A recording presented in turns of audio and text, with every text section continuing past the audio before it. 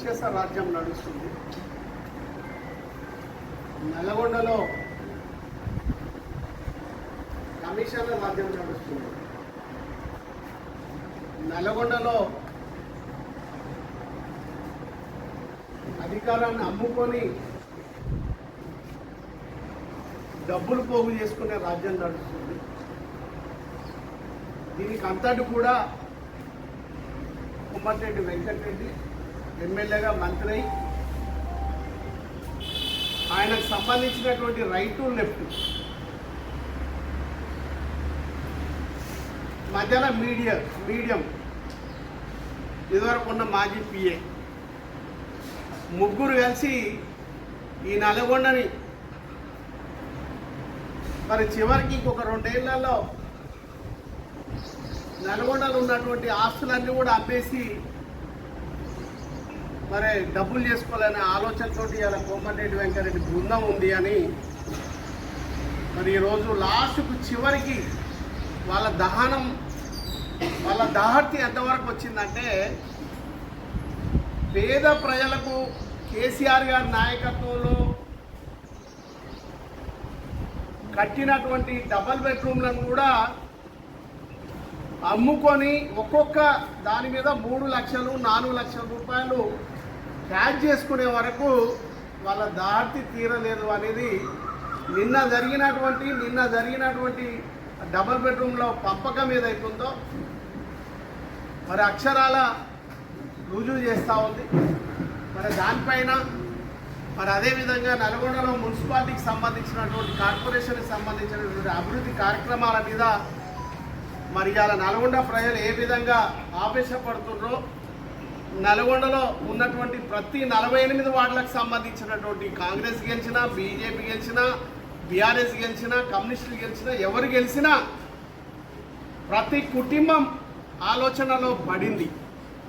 గత 5 సంవత్సరాల్లో ఏ విధమైనటువంటి పాలన కొనసాగిందో మరి ఇప్పుడు కాంగ్రెస్ పార్టీ అవి ఖచ్చితంగా రిటర్న్ తీసుకొని మీరు పోయిన వాళ్ళు కూడా డబ్బులు ఇచ్చిన వాళ్ళు కూడా గల్లబట్టి వసూలు చేసుకోండి. ఇప్పుడు ఆల్రెడీ మీకు లాటరీ ద్వారా వచ్చిన వాళ్ళు కూడా ఎక్కడ కూడా కాంగ్రెస్ నాయకులకు కానీ, కాంగ్రెస్ కార్పొరేటర్లకు కానీ, కాంగ్రెస్ పార్టీ ప్రజాప్రతినిధులకు కానీ ఎక్కడ కూడా రూపాయి ఇవ్వకుండా కేసీఆర్ గారి నాయకత్వంలో పేదవారికి మీకు చెందాలనే ఆలోచనతో ఇచ్చినటువంటి డబుల్ బెడ్రూమ్లు నిర్మాణం చేసింది కేసీఆర్ గారి నాయకత్వం అయితే సొమ్మొకరిదైతే సోకొకరు అనుభవిస్తున్నటువంటి సందర్భాన్ని ఈరోజు గుర్తు చేస్తున్నా. కాబట్టి ఖచ్చితంగా మళ్ళొకసారి మీ ద్వారా తెలియజేస్తున్నా, ఇది మంచి విధానం కాదు. మళ్ళొకసారి కాంగ్రెస్ పార్టీ కోమటిరెడ్డి వెంకటరెడ్డికి హెచ్చరిస్తా ఉన్నాను. నీ రైట్ టు లెఫ్ట్ మీడియం దురాగతాలు, దౌర్జన్యాలు ఎక్కువైనాయి. ఎక్కడ గవర్నమెంట్ స్థలాలు ఉంటే అక్కడ కబ్జాలు, ఎక్కడ మీరు వెంచర్లు చేస్తే అక్కడ పక్కనే గవర్నమెంట్ భూమి ఉంటే అలా కబ్జాలలో అది కలుపుకొని మరి వెంచర్లలో కలుపుకుంటున్నటువంటి సందర్భం కానీ మా నాయకుల మీద, కార్యకర్తల మీద గుండాయిజాలు కానీ, మా నాయకుల మీద, కార్యకర్తల మీద మీ డిఎస్పీలతోటి, మీ ఎస్ఐలతోటి, మీ సిఐలతోటి మా మీద కేసులు పెడితే మేమేమి భయపడుకోలేం కాదు. మీరు ఇట్లనే చేస్తే తరిమి మిమ్మల్ని ప్రజలు బుద్ధి చెప్పే రోజు వస్తుంది. దానికి మేము అంతా సిద్ధంగానే ఉన్నాం. ఎక్కడ కూడా వెనక పోయేది లేదు. ప్రజాస్వామ్యబద్ధంగా మీరు వ్యవహారం చేస్తే మేము అన్నిటికీ సిద్ధంగా ఉన్నాం. ఈ నల్గొండలో అక్రమాలు జరుగుతూ ఉన్నాయి. అక్రమాలని కట్టడి చేయి.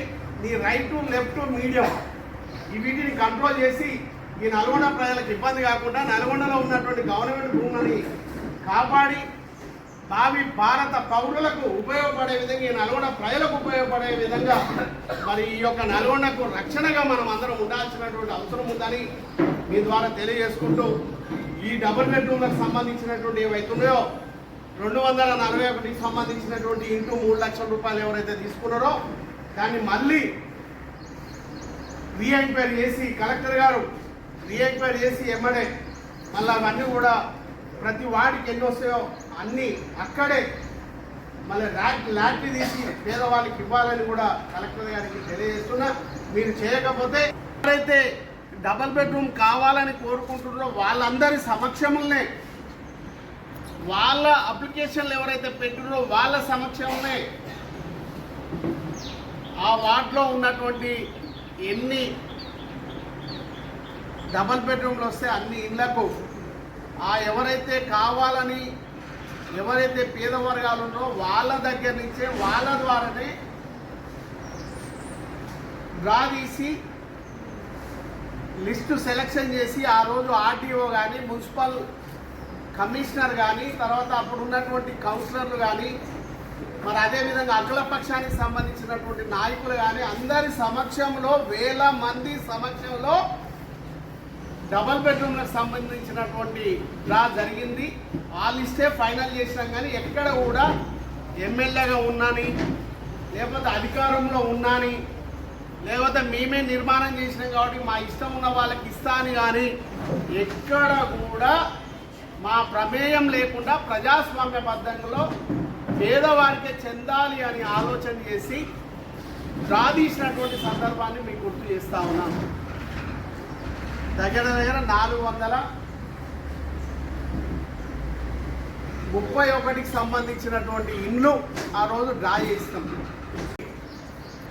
మరి ఇండ్లు ఇవ్వాలనే ఆలోచనతో ఆ రోజు కలెక్టర్ గారు తయారు చేసి 131 మందికి కలెక్టర్ గారే అవి కూడా ఎంక్వైరీ చేసి కరెక్ట్గా లిస్ట్ తయారు చేసి 430కి సంబంధించినవి తర్వాత 130కి సంబంధించినవి అన్నీ కూడా లిస్ట్ తయారు చేసి బెనిఫిషరీకి ఇచ్చే టైంలో ఎలక్షన్ రావడంతో ఎలక్షన్స్లో ఆగిపోవడం జరిగింది.